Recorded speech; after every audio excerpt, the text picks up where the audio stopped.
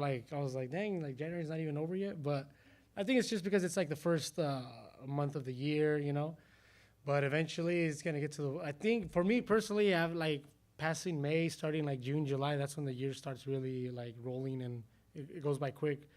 But yeah, it's already been a month. I mean, have you guys had any? You know how I think before I mentioned about the whole New Year resolution. Sometimes people had some ideas or something they want to do. Did anybody have anything, or did anybody stay consistent with anything? Well, I know, for example, some people started the gym, so yeah, that's a good thing. You know, that's part of the, I guess, resolution. Um, no, I guess, but you know, if you didn't, you know, hopefully you stay true to it and consistent because it's easy to just get motivated, and at the end of the day, you just kind of forget about it. And it doesn't have to be the gym. You know, I was just saying, it could be something else, school or a project or maybe something a little bit more into one's personality, maybe not being as aggressive, being better at communicating, better at not taking things too personal, things like that. Some stuff that we can work on, like with the not just the outside, like this time I'm gonna start this and start that, but working on the inner self. I think that's also a good sense of resolution, and hopefully you stay true to that.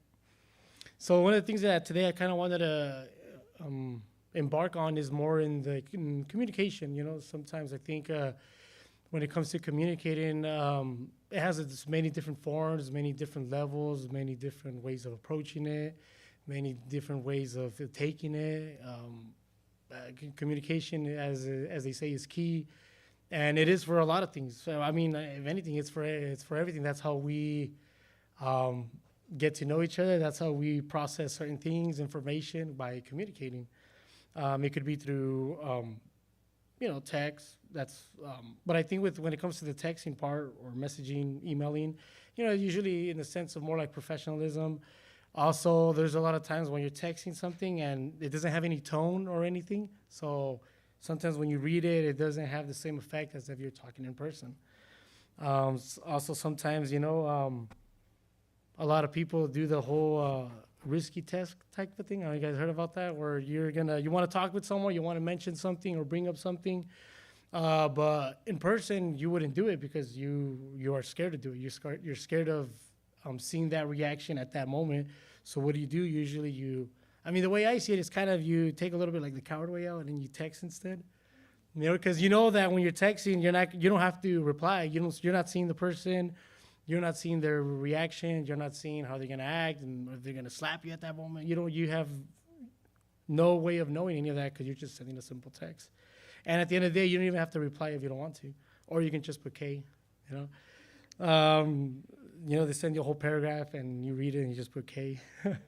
But with communicating with like I think with texting, like messaging and stuff like that is.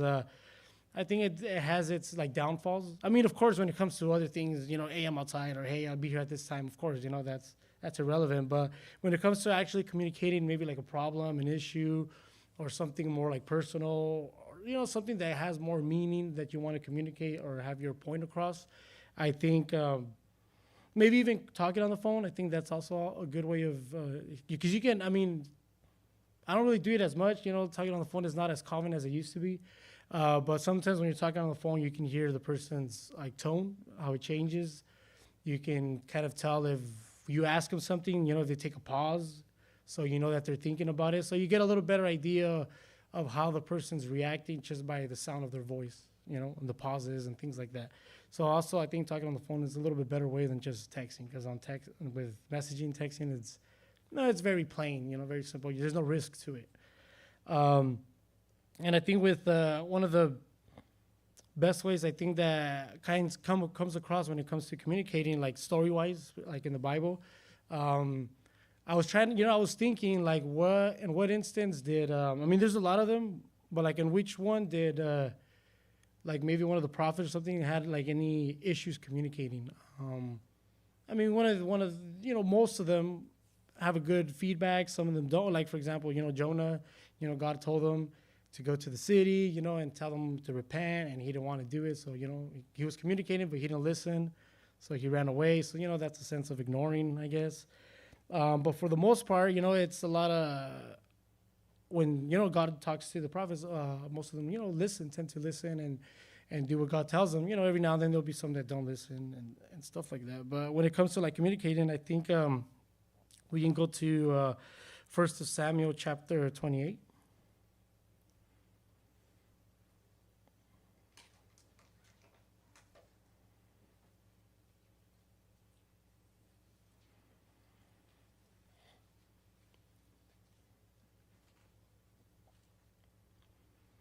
And this, if you guys kind of have an idea in Samuel, in this chapter, it talks about Saul um, when he was towards the kind of the end of his realm of serving as king, and he was starting to get desperate. Not really knowing what to do at that time. He was, the prophet Samuel had already passed away. He wasn't in the picture no more. So Samuel was, for the most part of the beginning of his reign, he was the one that he would communicate with, and then Samuel would communicate with God. So they would have a communication. But when Samuel died, that median, was cut off. But by that time, also God had already given the kingdom to David. So he wasn't really communicating with Saul, as we say. He wasn't talking to him in any way, and not just direct, but because also Samuel had died, so there was no way for Saul to find a way to communicate with God. And right here in chapter 28, verse 6, the first of Samuel, and it says, "And when Saul inquired of the Lord answered him not, neither by dreams, nor by Urim, nor by prophets. Then said Saul to his servants, Seek me a woman that hath a familiar spirit, that I may go to her and inquire of her. And his servant said to him, Behold, there is a woman that hath a familiar spirit in Endor. And Saul disguised himself and put on other raiment, and he went, and 2 men with him, and they came to the woman by night. And he said, I pray thee, divine unto me by the familiar spirit, and bring me him upon who I shall name unto thee. And the woman said unto him, Behold, thou knowest what Saul hath done, how he hath cut off those that have familiar spirits, and the wizards of the land. Wherefore then layest thou a snare for my life to cause me to die?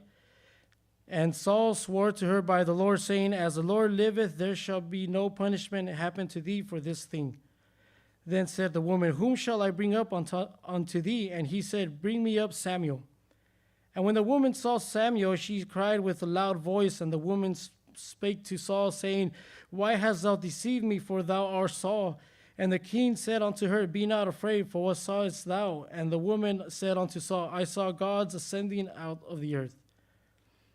And then I'm going to skip to verse 15. And Samuel said to Saul, Why hast thou disquieted me to bring me up? And Saul answered, I'm sore distressed, for the Philistines make war against me, and God is departed from me, and answereth me no more, neither by prophets nor by dreams. Therefore I have called unto thee, what thou mayst make known unto me what I shall do.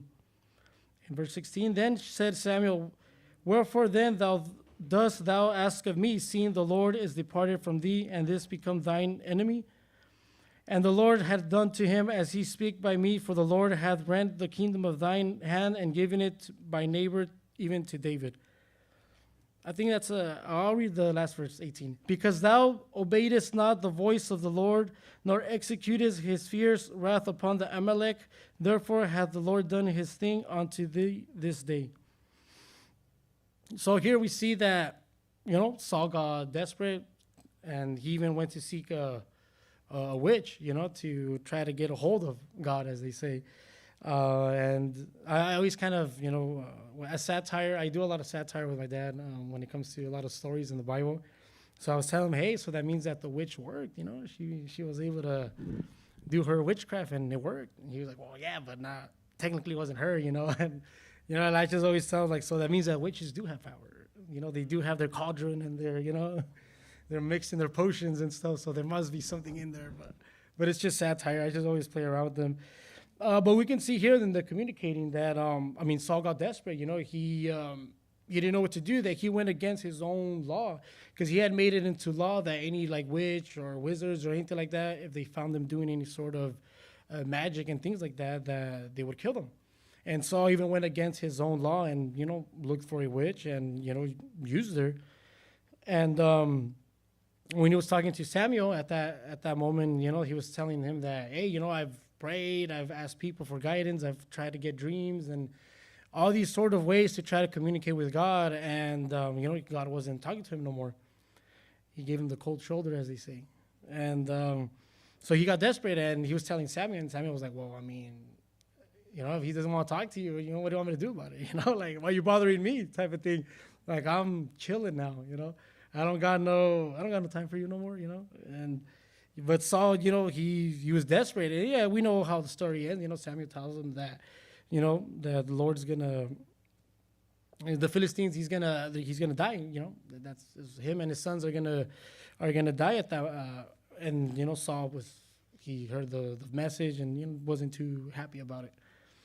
But the point of this that I want to get to mainly is that the communication part. That Saul at that point, he got desperate and tried to figure out a way to find communication and communicate it in a way that wasn't appropriate.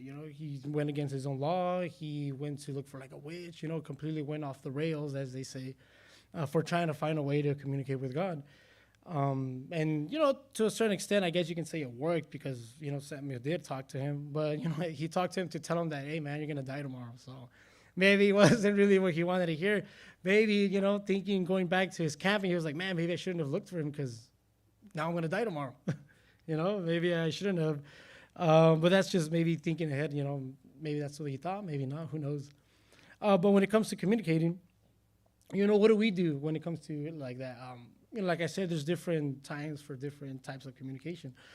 Sometimes if we want to put it maybe into the most basic, beginning of communication with your parents, when you're growing up, that's the main source that you have with communicating is with your parents, someone that has a little more authority than you. And how do you communicate with them? Maybe as growing up as kids, you don't really understand, the source of the way of communicating. But once you're older, you can kind of see how sometimes kids act and the kid talks back and stuff, but he's growing up and at that point, it's the parents' job to discipline and make sure that they communicate properly. Also, you can even see it with the most basic instinct of speaking, hey, when you want to communicate, communicate properly, make sure you pronounce the words correctly when they're kids, make sure you pronounce the words. Then when you want something, make sure you ask for it appropriately, not just with like gestures or like a caveman, you know what I mean? Like, hey, you try to teach the kid how to communicate properly with basic communicational skills. And once they get a little bit older, you get into the, as you say, tween phase, getting into puberty and all that. And some kids get a little bit more rebellious than others. That's when the parents usually get a little bit more on the discipline side where having to tell them what to do, clean your room, do chores, and things like that. And that's also a sense of communicating because, that's kind of like a pivotal point where you can kind of see, I'm not a parent, but you can kind of see that how parents use that moment if the kid's going to be rebellious, if the kid's going to listen, or is he going to lock himself in his room, or, all those types of actions, and now when you jump into like the high school phase, back then was more, we didn't have as much we had phones, but, mostly it was just like texting. There was no like apps or nothing like that when I was in high school. So the communicating part, a lot of the stuff that we did was, we talked on the phone and we would meet up and hang out and stuff like that. But nowadays, something that I definitely noticed is, now there's what do you call it? There's a saying that they call them the iPad kids, right? The ones that are just like glued to the iPads. And back then we used to call them the silver tooth kids, those are the ones that usually behave bad. So now it's the iPad kids. But that's I think, like in a household, growing up that you can see is how sometimes, and mostly because me working at a school and then sometimes talking to parents and things like that and seeing sometimes how, even when you go to public, simple as going to a public place and you see, families and your kids and you kind of, I judge, I was like, man, that kid looks like, he needs a spanking, or that parent doesn't look like he's doing the best job, you start judging and, I do it because you see it in the store and then me, I don't have kids, but then I start thinking like, oh man, hopefully I never get to that point, where my kid embarrasses me in front of the store, like I gotta make sure how to discipline and things like that. Because I definitely don't want to get. And sometimes some of my friends and certain things, I tell them like, hey, if you see me doing something that I said I wasn't gonna do, hey man, just tell me. Like, don't beat around the bush. Just tell me, because you know, I want to be told that I'm doing something wrong. And like I said, you go to the store and you see parents sometimes not, you know, always with the kids behaving, or sometimes even with older kids that are probably starting high school and stuff. And sometimes I'm interacting with the parents, and the kids just kind of standing there with no mannerisms. You know, usually, you know, simple polite mannerism is like, oh, hey, introduce yourself. And the kid usually, you know, shakes their hand, and then, you know, they don't have to talk, but simple stuff like that. I think those little details says a lot about a person, you know, the mannerisms, especially out in public. And I think that comes down to the source of communicating. Like, I don't know how they are in the household, but you can kind of see me. I see, like, when I see things like that, those details, you can tell that there's a lack of communication in the household. You know, either the parents don't really talk to the kid, or the kid doesn't really talk to the parent. And, you know, there's always some sort of distress that's going on. I mean, you can kind of tell. Maybe it's not always what it seems, but for the most part, you know, that's kind of what I take from it. Because something that definitely my dad always taught me is like, hey, you know, if we go somewhere public and I'm talking to someone, you know, always introduce yourself, say hello, and that's it. You don't have to talk, but at least have some mannerisms, you know. And that's a good source of communicating, you know. Even just a simple handshake is a good source of communication, because then, you know, people tend to notice you, and, you know, maybe if they see you across in the future, they see you at a store or something, they'll be like, oh, hey, that's the son of him, you know, hey, you know, what's up? And it's a source of, you know, mannerism. Like I said, take notice of yourself, because I definitely do that, where I'll go somewhere, I'll talk to someone, and then someone's on the side and they don't really say anything, and then time passes by and I'll see that person, but I don't know their name, I don't know who they are or nothing. So there's no way, there's no form of me communicating with them, because I never got to introduce by them, or he introduced himself. So, you know, that's lack of communication. But then that's just kind of, like I said, like during the high school and stuff like that, you know. Hopefully during that time, you know, the people that are here that are still going to school and stuff, you communicate good with your parents. You know, if your parents tell you to do something, do it.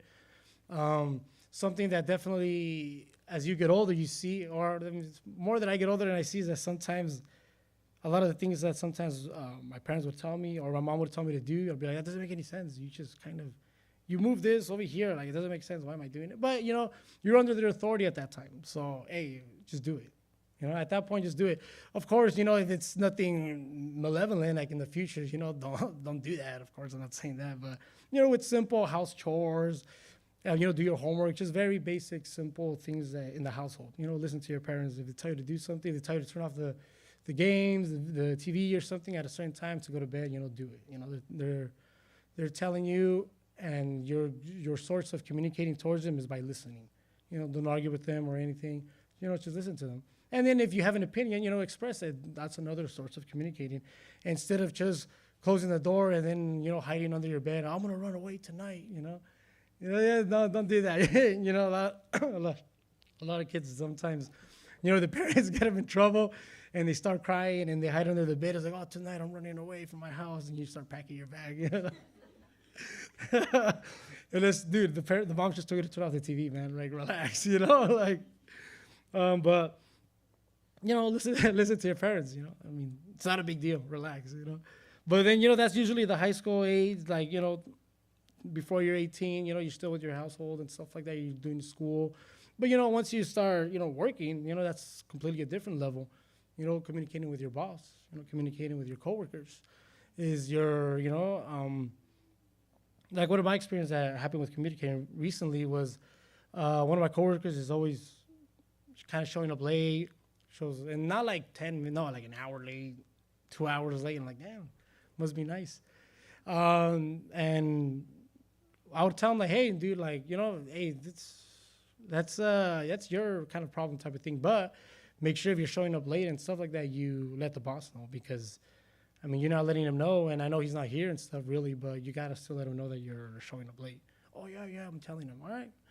Well, you know, time has passed by, and I got a call from my boss not too long ago, and he was like, hey man, so I noticed on the schedule, you know, on the clocking in and stuff, that this guy is always showing up late. Like, why is he showing up late? I was like, well, I don't know. Call him, man. You know, I'm like, I told him to call you or to let you know a text if he was running late, so I don't know why he hasn't done it. And he's like, no, he hasn't done it. And I'm all like, well, I don't know what to tell you, man. You call him. He's all like, well, it's been so long that I think we're gonna get rid of him. All right, man, do your thing. But something as simple as if this guy would have just simply texted the boss, hey, I'm running late. Now he's gonna lose his job, just because for not a simple form of communication. And I did well, I didn't really tell him, but I was like, hey, man, so if you're running late, you got to make sure you let the boss know. Me knowing already in the back of my head that hey, you might be done for, but hey, just an extra pointer, maybe. Let him know if you're running late again. And well, this past week he kept on coming late, so and so he's probably not gonna be there too long. But it's a bad way of communicating. Bad way of communicating. And that's with work. Then maybe there's like we can pivot to another point where maybe in relationships, that's another completely different form of communicating. Interacting, with your significant other. Even if you're married or if you're dating and stuff like that, communication is a big thing. Like I said, there's different levels. Obviously when you're married, you got to worry more about your family, work, make sure you guys are all with finances together. Am I going to pick up the kid? Are you going to pick up the kid? Or what time are you going to arrive so I can make food? All those forms of communicating, is what makes the household, run and function good. As unfortunately, a lot of the sometimes, and not just like in like church, you can say, but even outside, the form of communicating within the dating world is really bad. I always try to, when it comes to like communicating, sometimes I'll be busy or stuff, but even if I get a text from something, I always try to reply back. Even if it's sometimes just a simple notice of anything, I do the best I can to reply back if I'm not busy, even a simple okay or a thumbs up. Because it's for me, it's a form of having manners, like, hey, someone's taking the time to text you some information or something. But not the spam ones, right? I don't want you to get it twisted because there's a lot of spam calls, a lot of spam. No, I ignore those. I'm talking about the people that communicating, And then, like I said, with the phone, sometimes it's easy just to clear something out because I think sometimes there's a lot of when you talk around, when you have conversations, some things could be taken out of context and without you even like really trying to make it go out of context. Because I know there's a lot of times when you're talking and you're saying something with double meaning, like you're being condescending. You guys know what condescending is, right? Yes? No? No? You guys don't know what condescending means? Like when, okay, perfect example. Let's use the workout world. That's usually the best. I don't know. For some reason, that's always the best. There's a lot of examples there, surprisingly. But one of the best way to put it is, someone's trying to lose weight. You're like, oh, man, you should definitely lose weight because, man, yesterday you came in that shirt. Oh, man, you look terrible, man. You look like a whale. But, hey, you're doing good. You're doing good, man. Keep up the good workout. Keep up the good workout. Hopefully, by next year you might have a girlfriend because right now, oh, no, you can't have one. You're big. So, it's condescending. Like, you're trying to enforce some, like, positive stuff, but you're saying it with, like, a negative, like, tone to it. Like, wait, so what are you trying to say? Like, so what? Like it gets you like, wait, was he being nice and helpful or was he insulting me? Like, which one was it? So, like those forms of communicating. And there's people like that. I mean, even in the young age, even in the older, I've seen it with the ladies, like at work, I don't know why, but the older ladies always have a lot of like things to say. And sometimes it's like you shouldn't, if the old school phrase, if you don't have something nice to say, don't say nothing at all. I mean, I think that's kind of true to a certain extent because sometimes you actually got to, step up and, say something. But there's something where like, hey, just, in Spanish is, calladito te miras mejor, Yeah, like, it's better not to say anything. But that's, like I said, sorts of communicating when it comes to, like, going back to, like, how the dating way is how sometimes, you're in that phase that, as they say, the honeymoon phase, where everything's, rainbows and clouds and unicorns and, bubble gum and cotton candy, And, like, but the way that I could see is that sometimes when, like, if you're in that phase, let's say this, I'm trying to think of something that's not too malevolent. Let's say the individual has, like, a bad habit of ignoring you, like, for certain things. But since you're so caught up in the honeymoon phase, you tend to ignore it and see and kind of see past it. Like, oh, it's not that bad. Yeah, when I call him, he ignores me and stuff like that. But it's not that much of a big deal because you're too much caught up into that like honeymoon phase. But then let's say in the future you get married, and you since you overlook that problem of communicating, and then when something, let's say serious happens, like hey, I gotta go pick up the kid, and he ignores you or she ignores you, and no one picks up the kid, and it's like, hey, I thought I told you to pick up the kid, and he's like, oh, I didn't hear anything, and he's like, yeah, I told you, you ignored me. And that's like a small thing that you might, and it's just like hypothetically, it's just like a small thing that you might have surpassed in communicating with your partner when you guys were dating, because you guys are so in the honeymoon phase. Then when you guys get married, that actually becomes a problem because now you left the kid at the school. Hypothetically speaking, that's kind of like a scenario that we can kind of put together. And so I think that, that's what I'm saying. Going back to communicating at that moment, just because you're in the honeymoon phase doesn't mean that you shouldn't be like, hey, I don't like this. So I don't like it when you ignore me when I'm trying to talk to you. So, find a way to maybe, work on that or work on it together. So in the future, if, God willing, get married and have family, it doesn't become an issue. And that's just like a small one. There's other problems that are more serious out there. But that's just something to get an idea of how communication can, lack, especially like in the dating. And then we can move it up to, like I said, in the married world, that's also another big world out there that, communicating with your partner, making sure you guys got everything situated because it's busy. It's a busy world when you're married. You got bills to pay, you got kids to raise. And sometimes, where you're staying at, hey, the landlord doesn't want you to stay here anymore. You got to move. So you got to figure out with your spouse, hey, we got to communicate. How are we going to figure this out? Hey, the car doesn't work. How are we going to communicate to fix it? The finances. So it becomes a big world of communication. And a lot of sometimes problems with married people and stuff like that becomes with communicating. Like, he can do whatever he wants. I'm going to do what I want. And, it just becomes a mess. So the way that communication works, like I said, it works on different levels and how you approach it. The other verse that I want to read is in Colossians, man. Chapter 4, verse 6.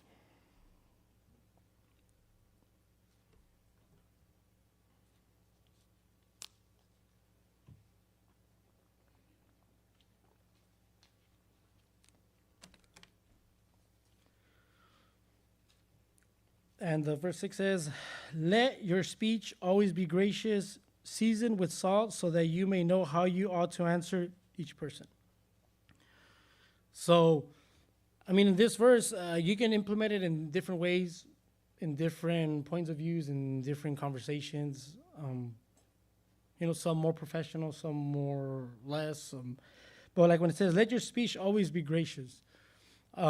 Sometimes when we try to get our point across, or when we try to communicate our opinion, our perspective, or something that we just want to put a point across, how we say it says a lot, If you're saying it, like I said, like in a condescending way, that no one's going to take it, everyone's going to take it like, what are you trying to say with, this?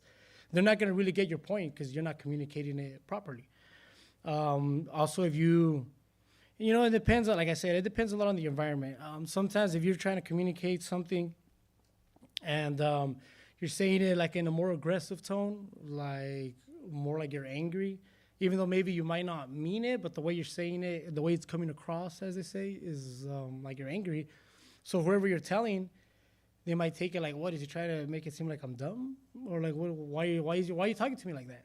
Then it becomes a problem. Hey, you think I'm dumb? Why are you talking to me like that? Oh no, I'm just letting you know. Yeah, but the way you're telling me, it creates problems. So be gracious with it. Be gracious the way you're trying to get your point across. I think the hardest time to do that is when you're angry. When someone makes you mad, that's hard to do. I think we've all gotten to the point where we get angry, and sometimes you want to say things, and you're kind of like, so you punch the wall. You make a hole, you cover it with a picture so your parents don't get mad. But talking when you're mad is one of the hardest parts. So far with me, I think there's times where, when I would get mad, and usually, I don't say anything. I either like walk away or try not to, because I know at that point I think we all have experienced levels of being angry. Some you can kind of get your point across, like, hey, well, let's break it down and just try to fix this. But then there's a point where you really can't. You're gonna explode, or the steam's gonna go off. So it's at that point, yeah, it is better not to say anything. But if you're, if you know how to control your emotions, which is hard, but if you know how to kind of control them, so I think for more for a guy, because I know women more emotional, more of a fragile. So I think with guys, it's more important to control your emotions and the sense of stuff like that, like being like angry, not letting your emotions get the better of you at certain situations, because um, you could become vulnerable to whatever that position is. An example is one of my friends. His dad was managing an apartment complex, and and he was getting paid to manage it, and he was living there for free because he was managing. So that was kind of like part of the perks of managing the apartment complex. And I guess they had some discussion with the landlord that went really south, when it came to the point where yelling and, insulting and things like that were, at the end of the day, the landlord is the one that has more power at that point. So he's like, well, I don't like how you talk to me. So, get out. So he kicked his dad, he kicked him out. And so then we kicked him out of the house or the apartment and fired him. So now he had no job and no place to live. And with Ty, a friend was telling me, he's like, yeah, but he's like, now that I look back and look at the situation with what happened to my dad, like, actually he was kind of in the wrong, because he had messed up on something, and instead of kind of owning up to it, he like started arguing with the landlord. So he was all like, he should have communicated himself better and maybe just like apologized and, hey, you know what, I messed up, I'll figure this out. And he would have still had somewhere to live and a job. But because, he didn't communicate himself, or he wasn't able to control his emotions at that moment, it led to him not having a job. And now he lives with my friend, he lives with him because, he got kicked out of his house and no job. So sometimes when it comes to guys, like sometimes those type of situations could get very intense, and, sometimes restraining and learning how to discipline yourself. And because, it's hard to control emotions. And I think, like I said, with a guy, you gotta you provide, be the, like the Bible says, you're the household, you're the top of being able to maintain your family and provide and protect. So they look up to you, as a guy, the family looks up to you. So you got to be the one that has the most control over situations and things like that. Because I do believe, another example, I have another example of one of my friends that I knew for a while. He was dating someone, but the girl was she was really outgoing, really, but she liked to kind of control everything, like plan everything, do everything, pick him up, do everything. And he was just kind of, oh, well, I'm just chilling. I was like, well, I mean, in the beginning, honeymoon phase, yeah, you oversee all those things. But eventually she's going to get tired of that, man. She's going to get tired of always planning everything. She's going to get tired of maybe paying for things. She's going to get tired of picking you up. She's going to get tired, man, because you're the guy. You're supposed to be the one that's supposed to lead, and take control. If she wants to spoil you every now and then, there's nothing wrong. But by her doing it all the time, like, you're failing, man. Oh, yeah, I'll figure it out. Well, eventually he didn't figure it out. And, the girl got tired of him and broke up with him, And he was like, oh, man. And I'm all like, well, what happened? I told you to take lead. And, eventually I talked to her through like someone mutual. And, yeah, that was her thing at the end of the day, that she was like, yeah, he just wasn't taking charge, and I got tired. And I was like, you see, man, I told you should have tried to, talk to her. Or I had already kind of mentioned, communicate. I already told you, try to figure this out. Talk to her, try to figure this out so you guys can figure each other out. But it would all have gone through sources of communicating. Sometimes, we think that not saying anything is also good, but also that's not so. In certain situations, yeah, not saying anything is good. But in certain situations, not saying anything is also bad. So I think with maturity, as you're growing up, as you understand things, you get to define when to use certain ways of communicating in certain situations. I think that comes a lot with experience, because I'm pretty sure you guys talk to people or interacting with people at school, work, or you hear them talking, you're like, hey, man, maybe you shouldn't be saying that, or maybe that's not the time to say that, or that's not the time to bring that up. You see that. So that's kind of a sense of analyzing your environment and being able to determine when you should say something, and it's also how you say it. Like I said, the communication has a lot of different forms of getting your point across.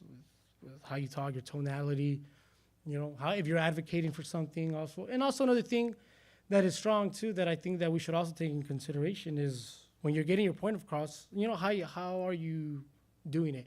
Are you doing it confidently, or are you doing it like in the sense of like, well, like, we're gonna use an example. Let's say, you're having an argument with your significant other or something, and you're like, hey, I don't like it when you do this and that. Oh, okay, well, maybe I'll try to figure out. But you're like, hey, so I don't really like it when you do that. So can you please stop? It's kind of like, what? What is that? Like, that's not a good source of communicating your, like, hey, this is bothering me. Let's try to fix this. And like I said, it goes vice versa with, with a guy and a girl, how the guy can't be super aggressive and, and yell at her for something that doesn't make any sense, getting your point across firmly. It depends on the situation. Like I said, different levels, different situations. There's some that are more intense that should be taking the approach of more aggressive. There's some that shouldn't, but with time, with experience, that's where you learn how to differentiate all those certain circumstances, those certain situations and things like that.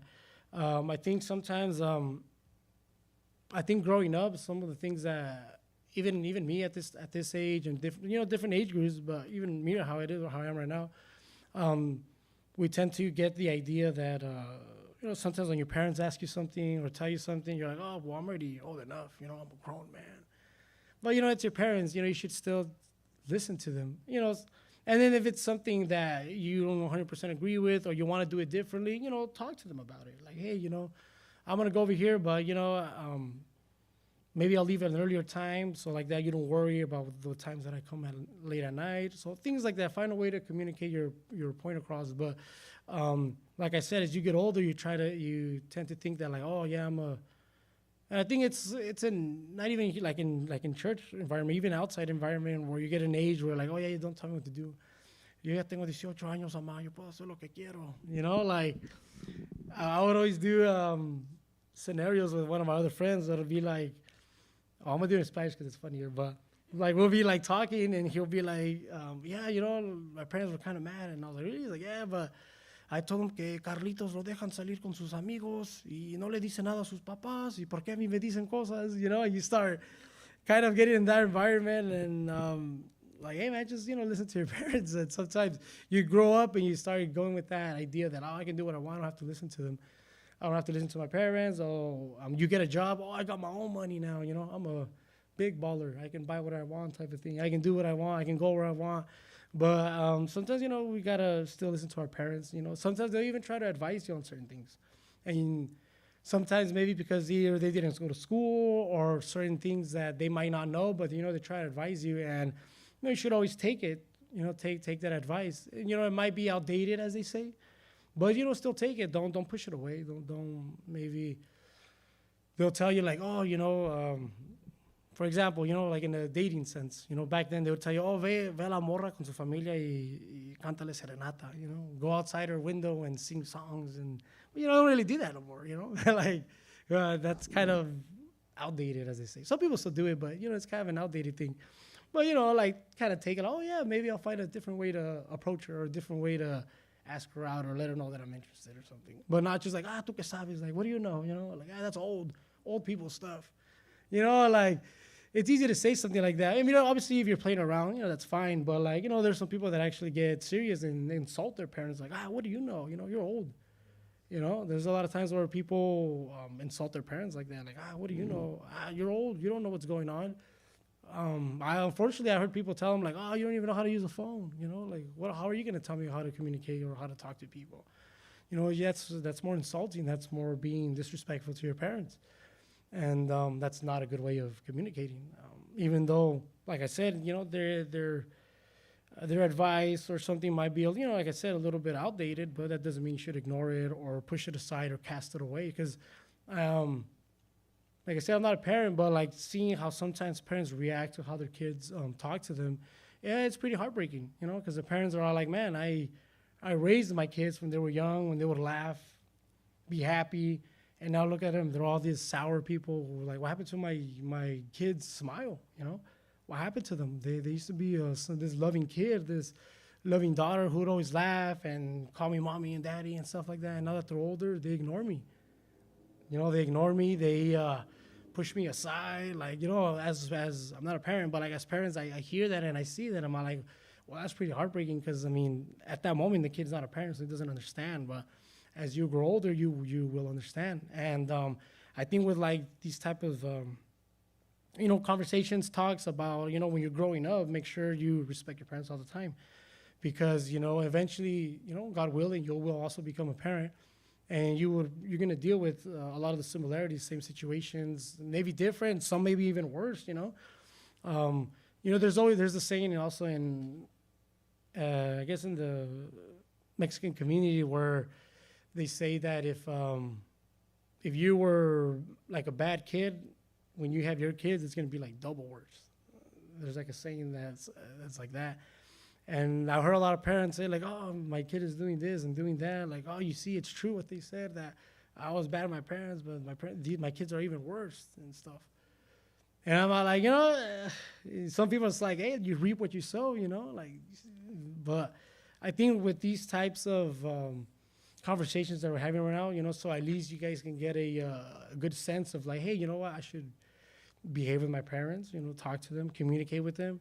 I think we've all gone through that point where sometimes we even get annoyed, like, oh, you guys always asking me where we're going or who am I going with, or I think we all got into that point where we get annoyed, you get frustrated, like, oh, again, you're asking me, it's always the same people. Why don't you let me go? And you know, we all get annoyed. I mean, we all get frustrated. We all get to the point where like, oh, again, like like me, you at this stage of mine, I usually hang out with the same people all the time. So sometimes if I'm gonna go somewhere, you know, hey, we're gonna go with like literally the same people I'm always with, you know. But they're just asking, and sometimes you kind of want to be like, oh, like the same people. Ya te dije, man. But you know, like I already told you, and the same. But you know, they're just curious, or they just want to know. So you know, just simply answer them, you know. And some of the taste that I've gotten from that is at work. That's why I say that sometimes. Well, I always say hi, raza. You know, like Mexican culture, man. Like sometimes it's like, you know, scratch my head because, you know, where I work at, you know, I got to make sure like when they're leaving through the gate, you know, check their belongings and stuff. Nothing crazy. It's very simple. You just open up their bag, pop my head in there, and that's it. Nothing crazy. But for some reason, every time that they're waiting in line, there's always people that don't open their bag, and it's like, dude, it's the same thing every day. Like, you open your bag, and then they're like, oh, ¿por qué? Yo no estoy robando. I'm like, dude, I'm not saying you're stealing. Just it's the procedure. Just open it. Ah, pero pues allá no le dicen. And this, I was like, oh my God, dude, just open the bag, you know, like. But then you start like getting like, dang, maybe I did that with my parents sometimes, or maybe I've done that, and look how ridiculous I look, you know, like there's always at work. There's always someone that has something to say. Like for example, recently this guy was gonna leave out of the site, and we're not supposed to let him off site unless their manager approves him. And I went up to him, hey man, well, you know, you can't really leave. He's like, well, I can't even get my food. I was like, well, yeah, you could, but did you talk to the manager, you know? He's like, well, why should I if I'm just going to get my food? I'm like, it's just the procedure, man. You just got to let them know. They always say yes, but you got to let them know. He's like, but it's just right there. Is that much of a big deal? You think I'm going to, like, bring a gun or something? I was like, dude, all you got to do is call the manager, hey, I'm going to go get my food. And that's it. That's all you got to do. And I told him, why are you arguing? Like, it's such a simple, like, and he's like, well, yeah, but you guys always assume I'm stealing. I was like, oh, you know, like, and then I start thinking, like, man, dude, sometimes, like, I act like that, like, with parents or even with different people. Like, was I, like, that dumb? You know, because at that moment, you get frustrated. Like, dude, all you got to do is just call, tell them, and then that's it. That's literally, but you're arguing. You're making this into, like, this big old argument. I mean, at the end of the day, the manager was passing by, and I was like, hey, this guy wants to leave. But, you know, he didn't want to. He was like, dude, just tell me, and I'll say, yeah. Oh, okay. But it's like, dude, like, you make something so complicated by something so simple as communicating to your manager, letting know that you're going to go out. And, you know, you almost start, like, this big argument, this big old case. But like I said, going back to the whole communicating with, like, people with authority or, you know, in this instance, you know, with parents, it's sometimes like, man, did I do that? Like, did I sound that like a fool? You know, scratching my. You know, sometimes I'm at work and I tell some of my coworkers like, I know I'm not the smartest guys out there. Out there, you know, I'm pretty sure there's smarter guys out there, but like something so simple, like why is it a problem? I know it's not that hard. Like the communication, it's all to do with communicating. Like it's not that hard. I told them that I'm thinking right there at work is having someone from like kinder make like posters of how to like open your bag and show them to the like security. And the guys are like, why? I'm like, well, because I feel like I gotta dummy proof it. You know, make it seem so childish of something, a task so simple as in opening your bag for a checkup. People like right there at work make it so complicated. I mean, I know I'm going a little bit off the subject, but people at work make it so complicated, and I'm like, you know, communicating as in putting a sign and making it dummy proof, like we say, dummy proof, making like for kids, putting like a little cartoon character, like a little bear and opening the bag, making it. And these people that I work with are all 40, 50 adults, you know, my parents' age, your guys' parents, grandparents' age. These are full grown adults. And the fact that, you know, I'm like, I have to communicate to you guys this way, like dumb it down so you guys can understand that how simple of a task this is. And, you know, that's at work and it, you know, dumbfounds me all the time. Like, man, like, I know I'm not the smartest guy out there. I know, like, but or are people really, you know, that inconsiderate of how to, you know, get a point across or how to understand something? And like I said, I bring it back to me. Like, hopefully I don't do anything like that, or hopefully I don't communicate like that. Or when someone's telling me something or explaining something to me, you know, I'm not like, he goes one ear out the other and like, okay, what? You know, like, I don't know if you guys have experienced that or maybe, you know, done it yourselves, you know, but hopefully not. But because it's very frustrating, you know, it's frustrating to try to communicate something and people not listening and people not understanding such simple tasks. You know, and like I said, sometimes, and that's like work. That's very simple stuff. Opening a bag, very simple, but very complicated for some people. Now, because then I think of that stuff, and then I think about how are they back at home, like with their families and stuff. Do they even communicate with their families? Do they even understand what their families like? How does that household work? You know, I kind of think about stuff like that. Like this guy that made such a big deal. Like, so at home, let's say if your like wife tells you something, like, do you also make it a big deal, make it overcomplicated when it shouldn't be? So, you know, when I see those types of attitudes and actions at work, it always kind of brings me to like, I wonder how they are back at home. You know, and I always think back, hopefully I'm not like that, or I never get to that point, or try to be better. Or if someone tells me, you know, like singles me out, like, hey, you know, you're doing what you said you weren't gonna do. I mean, I'm all about that. And I think to kind of start wrapping it up, I think that sometimes we're afraid of conflict. So sometimes we don't want to say anything or we don't want to communicate something because we're afraid that the person's going to get offended. We're afraid that the person's not going to want to talk to us. And we're scared of conflict, you know, of calling up that person and telling them, hey, I heard that you did this and that. It's not right. Oh, I heard that you cheated in the sense of maybe work or something like that, or you lied about me with some funds. You know, any sense of, because all that stuff creates conflict. When you're trying to communicate something that you're having second thoughts or even fear about, it's because it's something that's going to create conflict for you or for the other person. And sometimes we don't end up doing it. You know, we don't do it. Like, it's fine, it's fine. No, I'll talk to him next time.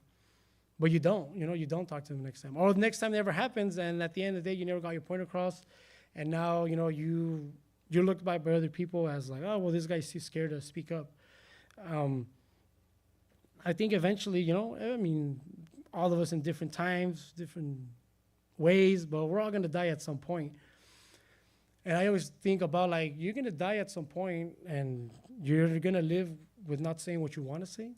You know, eventually you're gonna die, and you know, say what you want to say, man. Like, you know, speak up. You know, communicate. If you want to even like, for example, like my dad was talking about earlier about, you know, when you pray for your food. I mean, I kind of picked up on, and I don't even know really how it just started happening. But every time I go out with my friends, I always pray, and it got to the point where now they don't eat. They're like, hey, are we gonna pray? I was like, oh yeah, I forget.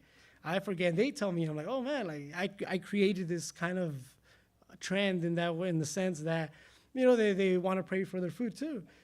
And in the beginning, yeah, like my dad always says that you do feel kind of like embarrassed, like, oh, you know, but once it started just picking up, now they're all for it. and they wait. They, hey, are you gonna pray? And I'm like, oh yeah, yeah. I forget too, you know. Or sometimes I'm kind of like, I don't know if I should, but it helps because even they tell me like, hey, are we gonna pray? Oh yeah.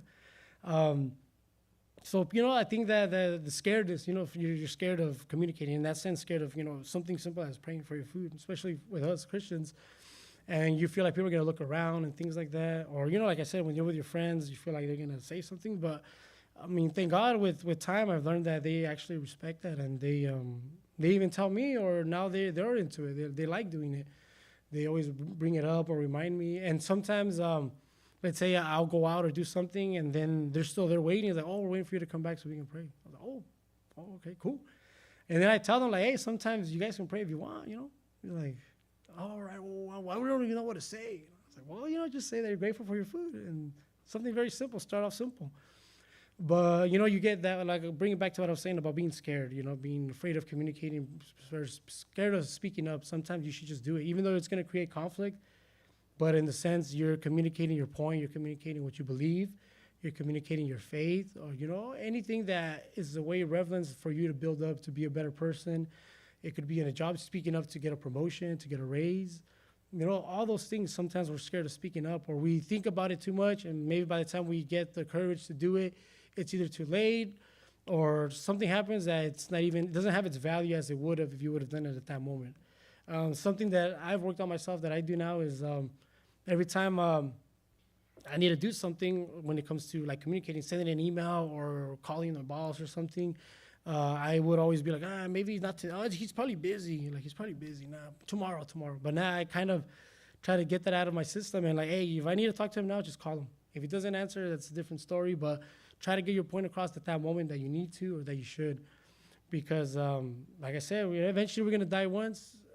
And by not speaking up, you're going to be like, oh, man, well, you had a lot of stuff that you wanted to say, but you never said it because you were scared. So, and then you were not just scared of you speaking up, but you were scared of the conflict because, there'll be some times where it's going to create conflict, and you also got to deal with the conflict. So, understand how to speak up and get rid of that fear, but also have the courage and understanding to be able to deal with whatever conflict or either good consequence or bad consequence that conversation could bring up. So overall, hopefully you guys understand what I'm, trying to get my point across with communicating. Hopefully this was a good source of communication, no pun intended. But hopefully, we can work better to be better communicators at work, our lives, with our families, with our parents, and of course, spiritually with God. Find the best way to communicate with God through prayer, reading, and understanding. That any sort of situation we might find ourselves in, we can communicate it to God, and we know that He will help us. So we can stand up and do a quick prayer. Thank you, God, for this blessed day. Thank you, God, for having all our brothers and sisters here this morning and also this afternoon. Thank you, God, for keeping us safe, keeping us here in your will and your word, Lord Jesus. Help us, Lord, to be better people. Help us, Lord, to be able to understand and communicate better, to get our point across. Help us, Lord, not to be ashamed of our faith when we go out in public and be able to communicate it, express it. Help us, Lord, to be able to understand what you have planned for us, even though sometimes we might not understand, and sometimes we might find ourselves conflict in how to speak to you. Help us to understand and to be able to read your word and get wise and how to communicate better our problems with you, Lord, and be able to understand what purpose you have in our lives, Lord. In the holy Jesus' name we pray, amen.